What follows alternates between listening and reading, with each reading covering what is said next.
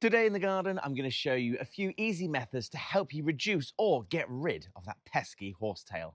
Now, horsetail or mare's tail is just like bindweed in the sense that it's such a resilient weed that people have been struggling to get rid of for years and years and years. And it's one of these weeds that takes a bit of persistence. So I'm going to go through a few natural ways and one slightly unnatural way to try and help you control it as best as you can. Now, I don't have any horsetail in the garden, so I have cut a little bit of this cosmos here to try and look like it, but just know I'm only using this as a visual representation.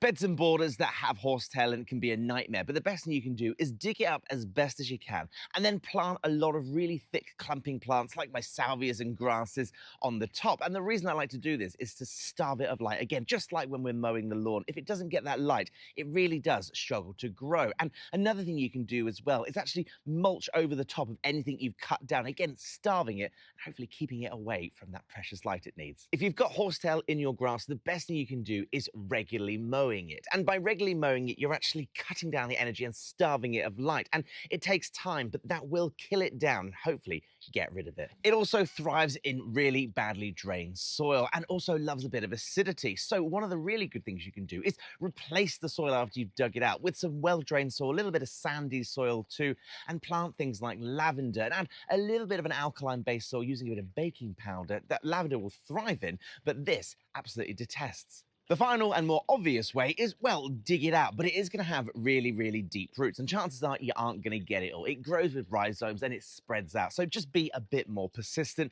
and that should hopefully keep it under control. But it is hard work, and it doesn't happen overnight. The other thing you can do, which is the more unnatural way, is using a weed killer like Roundup. Now, I don't like to advise it, but sometimes it's the best thing to do. These have a protective coating over them. You spray a weed killer on it, it's not going to do anything. The best thing you can do is grab it and crunch it up like this. You'll hear it crunch in your hands, and that will break apart the protective layer. Once it's nice and mangled, then apply any kind of weed killer. Maybe use the bag method like we do with bindweed, making sure that it's in a bag and protected away from other plants, tied up.